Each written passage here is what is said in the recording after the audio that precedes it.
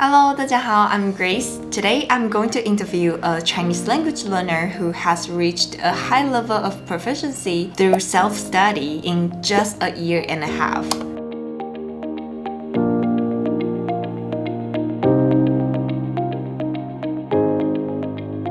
In this interview, you will find out what resources and methods he used to help him reach this level. And our conversation will be all in Chinese, so remember to turn on the subtitles if needed. Now, without further ado, let's get started.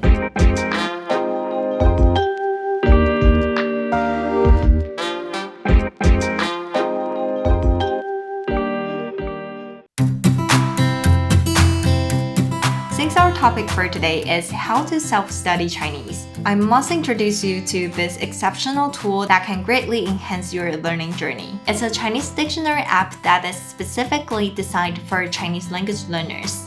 橘子汉语. It's also the sponsor of today's video. I recommend it because it's more than just an ordinary dictionary. When you look up a word in it, it provides not only the meaning but also illustrates how to effectively use the word.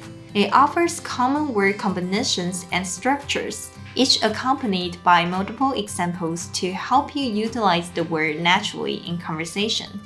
For example, many of you might find 就 in Chinese quite confusing as it can appear in many contexts expressing different meanings. If you search for it in this dictionary, you can learn in what context it shows up and what the meanings of it are. It's very useful. Also, if you'd like to expand your Chinese vocabulary, this app is also very helpful. It helps you grasp the meanings of Chinese characters and lets you know how these characters are used to create different words. It will definitely help you learn new words way faster. There are a lot more useful functions in this app. For example, you can view stroke order of the characters, practice writing them, or generate printable worksheets for handwriting. For upper intermediate to advanced learners who often find Chinese synonyms confusing, this dictionary can be very handy. It provides explanations and examples to help you distinguish between similar words. If you're interested in trying out this app, I've included a link in the description. You can try it for free initially, and if it suits your needs, you can use my code GRACE20 to get a 20% discount on your subscription.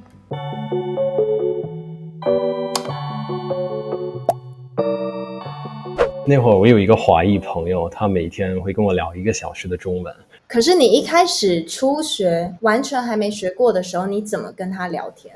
就是一些非常简单的一些对话，就比如说是你今天早上吃了什么之类的，就是这些词儿我还是在网上找着的，然后添加到这个 Anki 软件里边自己去背，然后就是我有这些可能就100个单词不到的这种程度的时候，我就开始跟他聊天，然后他就是不断的教我一些新的表达。到后面就是我感觉你打好了一个比较扎实的基础之后，你基本上就是可以找一些自己感兴趣的东西。我只是给自己养成一些非常简单的习惯，就比如说是每天一个人出门的时候得听播客。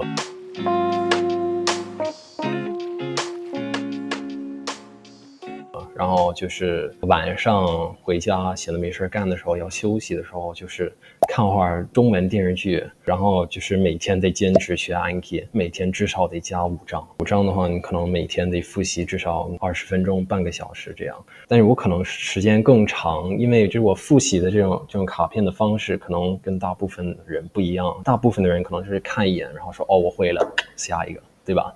但是我的话，我是不断的造句。然后不断的自言自语，就是看看这些词儿到底能不能用。因为觉得很多人他们可能觉得这些词儿我都掌握了，我都会，但是也不一定，就是当你真的要开口，真的要说出来的时候，也不一定会用。你这个方法刚好我在以前要如何增加词汇量的一支影片里面说过，就是我觉得你要记住新词，你必须要在学的时候，你不是只背那个新词，你要用它来造句，而且是造一个跟你的生活有关的句子。对，这个方法是至关重要，真的是重中之重。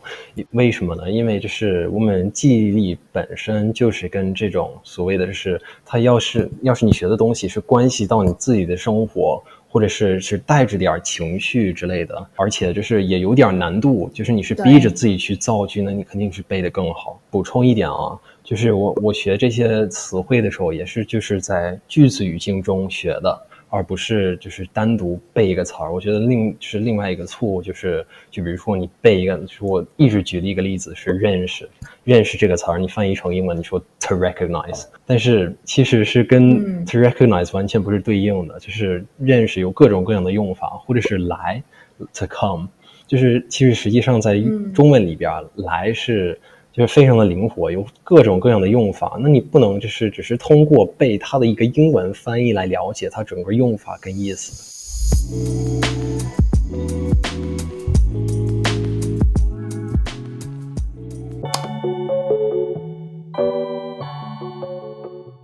就是在不同的阶段用不同的材料嘛，这是刚开始的时候可能看一些比较简单的电视剧，就比如说一直推荐的是《家有儿女》，就如果你想学的是就是可能大陆那边的家有儿女是比较简单的，也都是日常生活当中用得着的一些简单的表达，然后就是会直接抄下来放在 Anki 里边，然后就是怎么学那些生词呢，我就把它弄成一个填空题，所以前边可能是一句话，就比如说我想上个厕所，对吧？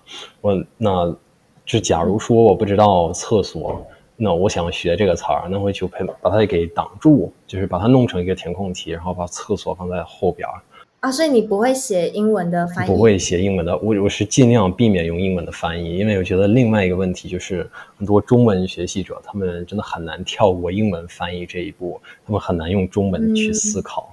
其实我学英文的方式也差不多，也差不多，就是我英文到了一个程度的时候，我在记下单词的时候，我会先写单词，然后下面我写一个这个单词出现的句子，但是都是英文，没有中文。我在复习的时候，我是看这个单词，然后再看这个句子，去想这个单词是什么意思？透过下面的句子的语境来提醒自己说这个单词的意思是什么。对，我非常有共鸣。我觉得很多时候其实你了解这个词儿的意思的主要的方式就是通过它的用法，你大概可以通过这个语境来了解它的意思，而不是就是背一个翻译而已。就是很多人可能会问，那我是零基础啊，就是我刚开始学中文，那我怎么跳过翻译呢？我觉得在这种情况下，你也可以用很多图片，就是我自己非常喜欢用图片，就比如说回到那个厕所的例子啊，就是你可能会加一个厕所的图片，对，然后这样的话就是也算是个暗示，你知道就是你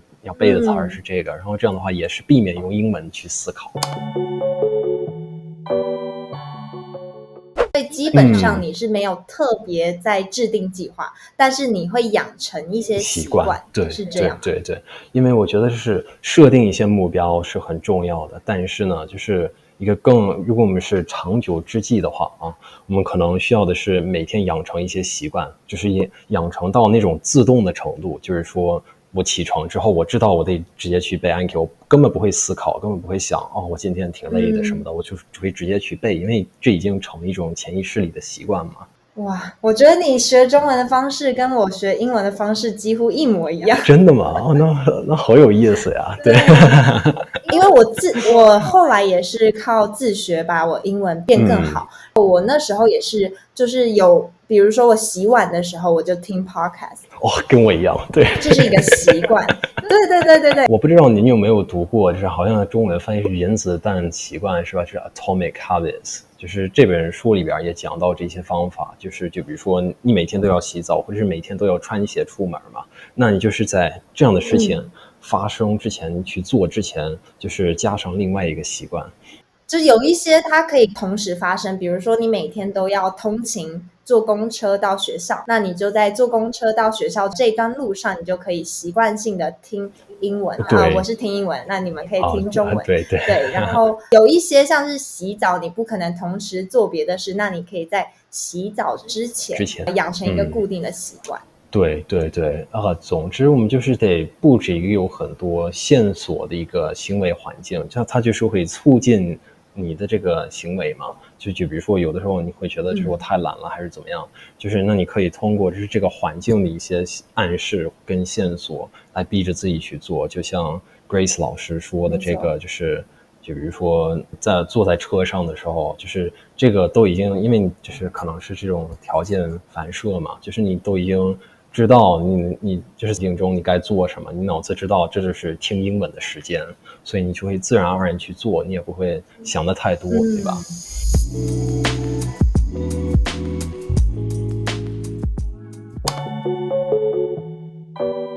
所以你都没有买一些像是在台湾这种，就是很多外国人学中文的时候都用这种课本，那你都没有去买这些课本？没有，我从来没有买过课本。对，但是我用过。就是你说到这一点的话，我突然想起来了，就是当时我养成的另外一个习惯，就是看中文的那种分级系列读物，不知道您有没有听过？就比如说 Mandarin Companion、汉语风这种，就是对他们都是非常简单的，而且他们是电子书吗？没有，那个是实体的，对，是我自己买的。所以那个的话，它可能只有5000个单词不是500个单词这样。你是从什么时候看这种分级读物的？分级系列读物啊，那应该是差不多我刚开始看《教养儿女》的时候那会儿。所以大概是初级学到快要中级的时候吗？大概是那会儿就开始看一些就是针对初学者的这种分级系列读物。了解。那所以基本上你的学习材料主要就是分级读物和电视剧。对，然后这样的话可以学到大量的这种日常表达。对，在这儿也得跟大家说一下，这是我是初学者的时候，我也用过 Grace 老师的这些视频学发音，对，还是得推广一下啊。对对，你在信里跟我说过，我特别高兴，因为你的发音真的非常好。没有，还行，因为就是 Grace 老师也是很详细的介绍，就是你的这个嘴唇、牙齿还有舌头的这些位置。不同的部位，就是该放在哪儿之类的，都是对于发音非常的有帮助。所以你要是一个初学者的话，你想好好学发音，你还是赶紧去看一下 Grace 老师的这个发音介绍的视频。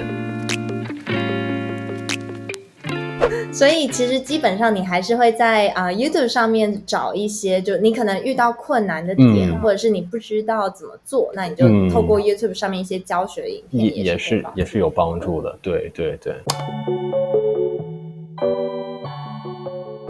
好嘞，那我先说一下我到底是怎么练口语的啊。就是第一是刚开始的时候，更多的是跟语言伙伴。对，就是可能练半个小时的中文，半个小时的英文这样，然后不断的纠正对方的错误什么的，然后把那些正确的句子记下来，然后添加到 Anki 里边，反复的背正确的一个表达方式。这是第一。第二，我是就是每天用 Anki 自言自语，对吧？就是根据那个例句稍微修改一下，就得改那么1-2个词儿。你只改那么1-2个词儿的话，就是你就会发现你的语法不会出现什么太大的问题，然后也可以就是通过这种方式来造句。对，所以基本上你练习口说的机会就是你找一些语言交换的伙伴，然后还有自言自语，对吧？大概是这样的。对，还有就是也算影子跟读，也不太也算更多的是练发音嘛，在一定程度上也算是练口语，对吧？就是我也喜欢影子跟读。你是用影子跟读还是回音法？这是史嘉玲老师。我两个都有。所以我觉得我是刚开始学中文的时候，就是用的更多的是回音法。但是呢，到后面你要是你的发音都已经算是还行，就挺标准的，那么你可以开始用影子跟读来练你的这个节奏感，还有你的这个语调。那我想问的是，你在做影子跟读的时候，你用的材料是什么？那就是我这个听力材料就比如说听的播客、看的电视剧，就是边看边影子跟读嘛，这样。每次我跟一个朋友就是进行这种所谓的是语言交换的时候，我都会特意的强调你能不能纠正我发音的错误，或者是告诉我哪些地方说的不标准，因为我希望我可以尽量听起来像一个母语者一样。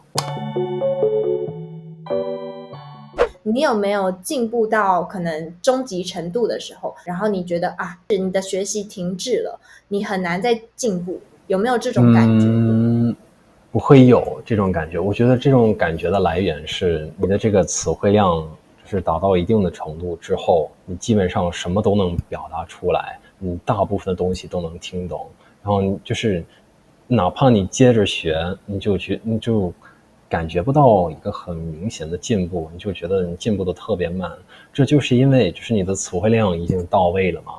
我觉得你说的很好。我之前看过一个图，就是它是一个倒三角的这个图。你在初级的时候，因为你什么都没有，所以你学一点你就觉得哇，进步好多。对，可是当你学了很多，你要学更多才会觉得自己进步。所以到上面的时候，其实这个倒三角会让你觉得你开始进步的很慢，但实际上你还是慢慢的在进步。如果你用原本的方法，那当然就是你进步到一个程度，你已经比如说日常生活都自然的交流，已经没有问题了。那这时候就看你的目标，比如说我想要透过中文来做生意，那这时候 Business Chinese 商业中文就是另一个你必须要去加强的。对，所以到后期我觉得比较需要看的是你需要的中文是哪个领域的中文。因为我觉得很多人他们给自己设定一个不太明确的目标，他们就说我想说一口流利的中文，或者是他们说我想达到一个像母语者一样的水平。那你怎么去定义母语者的水平呢？或者是你怎么定义流利的中文呢？确实是分成不同的这程度，对吧？所以像 Grace 老师说的一样，你就是得看看你自己的目标是啥，你到底想用中文干什么？对，或者是也是可以说是跟着兴趣走。就是我一直可能忽略的一块就是提高我的写作水平。那我想问问大家，就是在这方面大家有没有建议啊？你们有没有什么提高写作的方式啊？那今天很谢谢你跟我们分享了这么多，太客气了。其实这些内容不只对于自学中文的人很有帮助，在上中文课的人，你们也可以透过课外的时间来运用这些方法和资源，提升自己的中文。好，那如果大家喜欢今天的影片，记得按赞、订阅和分享哦。那我们下次见喽，拜拜。下次见喽，拜拜。